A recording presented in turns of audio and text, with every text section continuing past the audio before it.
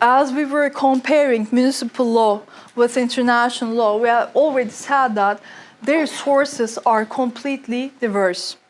Municipal law has many institutions: legislative, executive, judiciary, and international law does not have it. So, how to make law? What are the sources of international law? In which law books should you be looking if you're looking for certain laws? The answer is given by the Statute of International Court of Justice. International Court of Justice is one of the 6 main branches of the United Nations. What are the rest 5? Security Council. Secretariat. The Secretariat. Trusteeship Council. Good. Where? ECOSOC and the General Assembly. Okay. So among those 6 main organs, International Court of Justice is also established by the UN in 44. I guess the statute is adopted in 46, if I'm not mistaken. The 38th article of ICJ statute tells us about the sources of international law. UN is established by a treaty, as you know, the UN Charter, and it is signed by a huge number of states. It's almost adopted globally. ICJ as well. Because there is such an international agreement on this paper, we can simply say that, yes, those sources are the source of international law. And this is a law class. This means you have to learn those names and articles by heart. Sorry for you. It's not so complicated. Come on. Well, according to that statute, by the way, this slide is a direct copy-paste of that text. Those are not my sentences. Those are the sentences of the statute. The court, whose function is to decide in accordance with international law such disputes as are submitted to it, shall apply. Now, ICJ, International Court of Justice, is there in order to solve the disputes in between nations. Well, it's going to find solutions to their disputes, but what are their sources? When you go to a regular court in a municipal system, you know that the judge has certain law books to look for the system, the legal infrastructure. How about the judges of ICJ? So, where they're going to search for their solutions are those 4 subclauses. The first source is international conventions, whether general or particular, establishing rules expressly recognized by the contesting states. International conventions, by the way, for treaties, there are multiple names. Convention means treaty, which means agreement, which also means pact, memorandum of understanding, and so on. There are several. Statute itself, charter, yes? That's also, at the moment, you can just accept it like that. They're all treaties. They're all international agreements. Okay? So the primary source of international law is international treaties. The second one is international custom as evidence of a general practice accepted as law. So customary law. International custom. What's the Turkish word for that? Another name? Do you remember? That's correct. Teamül. What else? What? Örfi hukuk. Okay. So, international conventions are written. And international customary law is unwritten. By the way, I have seen someone raising their hand up. Sorry, Murat, yes. I'll come to them one by one, deeper. It is, that's true. That's true. Let's just name them here, and then I'll tell about them one by one. The third source is about the general principles of law recognized by civilized nations. of course, we can start debating them. Who are civilized nations? And so on. Well, we don't need to become that philosophical in this class. We'll just talk about what general principles are. And the fourth source is about judicial decisions and the teachings. So, there are four sources: treaties, customary law, general principles, and the fourth one is composed of two pieces. That's judicial decisions and teachings. All right? You have to keep them always in your mind. The primary sources are those two, international treaties and international custom. And general principles, teachings, and judicial decisions are the secondary sources. Although it's not mentioned here, there are some other sources still of international law, like the decisions of international organizations. When United Nations, for instance, makes a decision, this can also start influencing the international law. But officially accepted ones are mentioned in ICJ Statute, Article 38, those four sources. By the way, here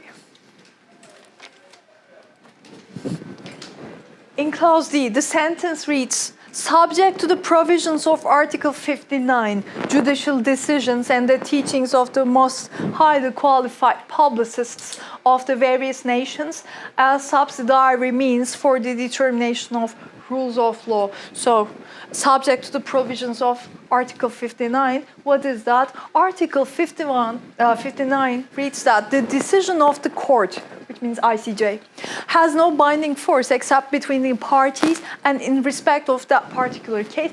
Just for general knowledge, keep in mind, when ICJ makes a decision for a case, the decision is only binding for the parties of that case, no one else. That's also another thing you have to remember.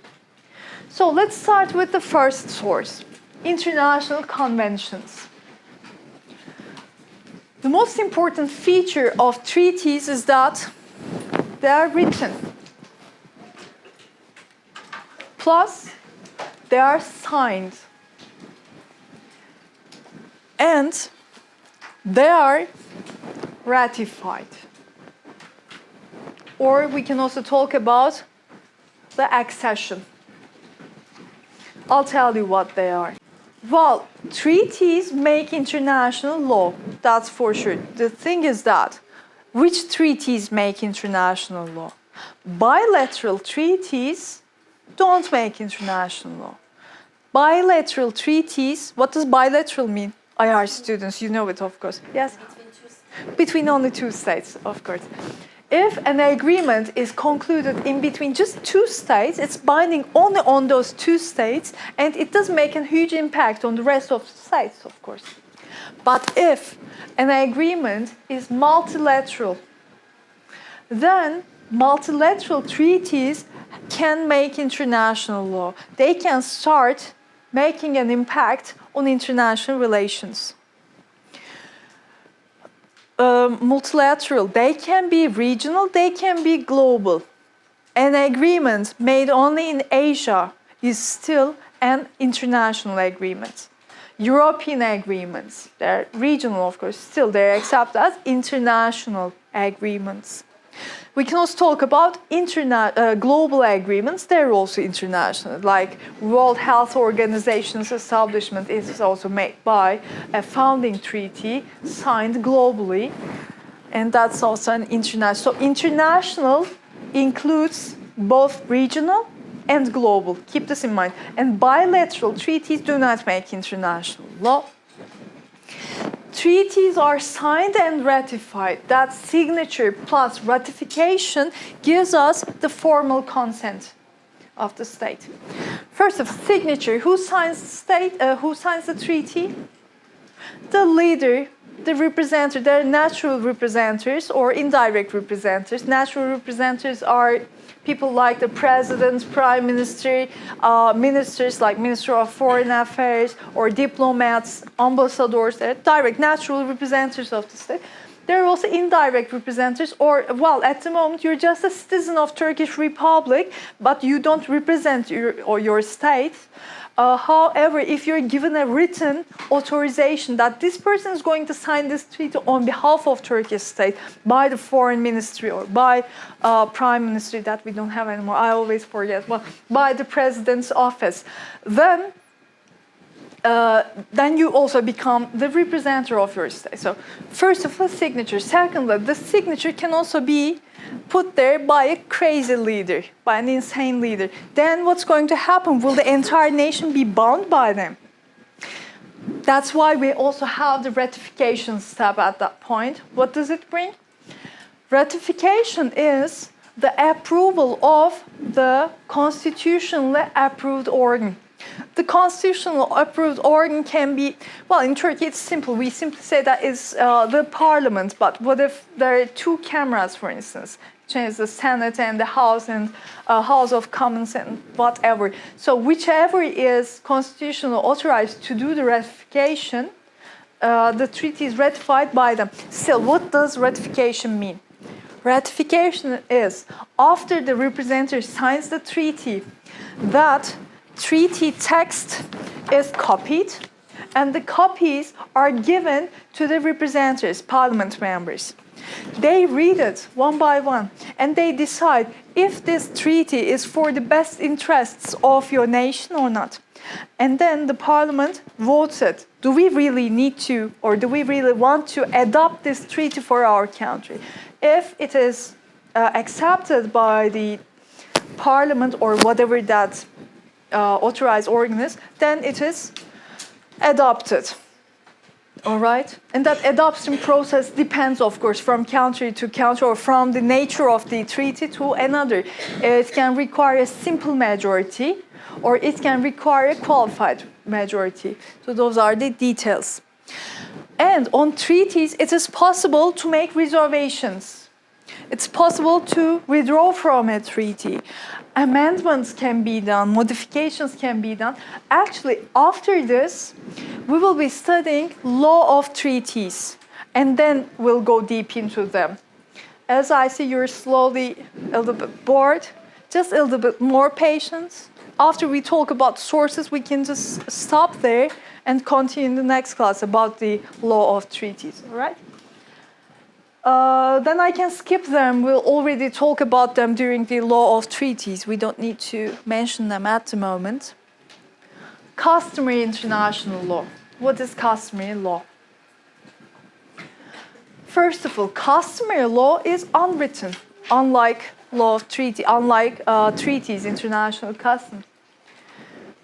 Those customs can be regional or global.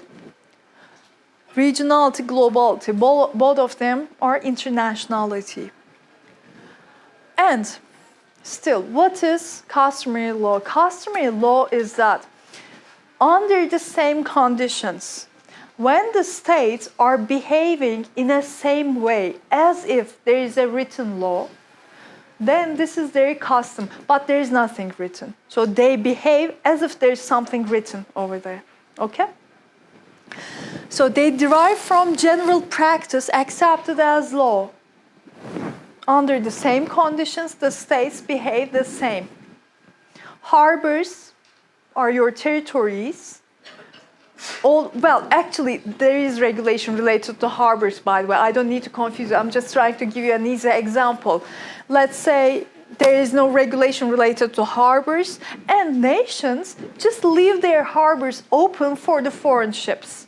Although there is nothing written, they have never promised to keep their harbors open to each other, they just do so. This is a custom then. Under the same condition, condition is that foreign ship is approaching to your harbor, and the implementation is that you keep the harbor open for foreign ships.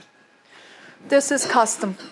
So this is when all the states are behaving. So consistency is one critical element of customary law. And there also must be the belief that it is required by law. So if we were to write laws on this issue, we would have written it in such a way. Opinio juris. believe that this is law. So, actually, it's still a little bit complicated. I mean, if you're trying to tell that something is custom, you need evidence for that, of course. You need to tell that I name this as a custom because this state, that state, and those states are behaving such a ways, and you have then evidences. You can give examples to them. Because it's unwritten, it's a little bit complicated.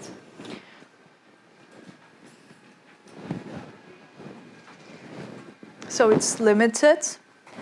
And, well, customary international law is only applicable to those states that are parties to certain, the other way around. Treaty law is applicable on their own parties, of course. If you sign the treaty, then treaty is binding upon you. How about in customary law? It's not like that. If you're behaving like that, then it is binding upon you. Okay? And if you are rejecting it, it is not binding upon you anymore. Actually, there's an example to that, but I'm not sure if you have ever noticed that or not. At the moment, Turkey is not a party to one treaty that's known as UNCLOS, United Nations Convention on the Law of Sea. Turkey is not a party to that. But many other nations are parties to them. Especially around the Mediterranean room, we share one sea altogether. All the others adopt UNCLOS, Turkey does not. And each time any of those states make a move in line with UNCLOS, Turkish Ministry of Foreign Affairs prepares notices for the UN saying that we have seen that Egypt has made a move in line with UNCLOS and we don't recognize it.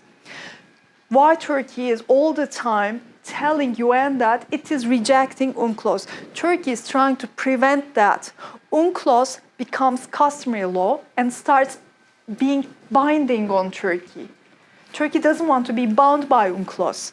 Therefore, each time someone does something in line with UNCLOS, Turkey rejects it, protests it. Well, it's not a protest, but rejects it, does not recognize it. So, written laws can become customary law. Customary law is unwritten, but unwritten laws can also become customary law. This means even though you are not a party to one treaty, it can start binding you. All right?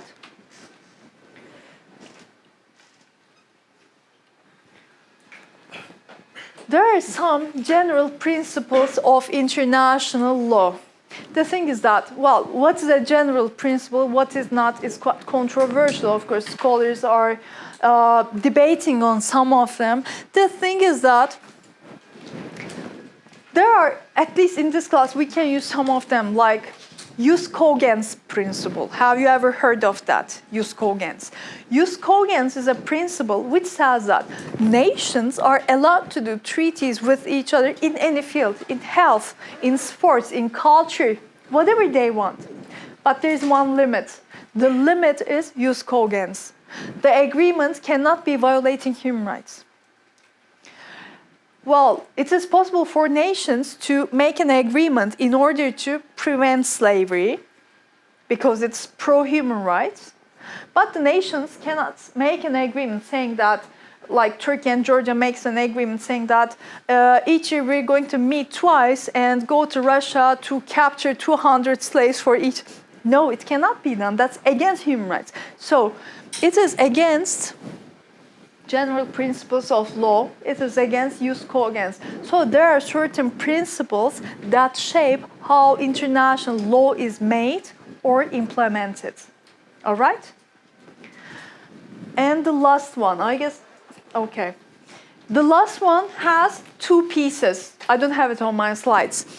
Do you remember the two pieces? One of them is judicial decisions. The other one is teachings. Judicial decisions is already quite open for you. For international courts, they make decisions, and in time they become international law. How about teachings? How do teachings become international law? let's imagine, by the way, in that slide, it was saying you have seen, let me find it. Here. Teachings, by the way, not just teachings of anyone, teachings of the most highly qualified publicists. So prominent professors and so on, all right? One of those prominent professors, imagine one of our professors write an article about how international law shall be used under alien invasion. Well, it can be written, why not? And then you're smiling already. But what if that invasion really takes place? What's your source then, how to use international law? Your only source becomes that crazy article. Then there is a guideline. Someone has already thought about it. Someone has already produced theories on how to implement international law under such conditions, if we're going to unite, if we're going to divide, what to do, and what are our limits, what are our rights, is already given. So this is about teachings. Enjoy the rest of your day.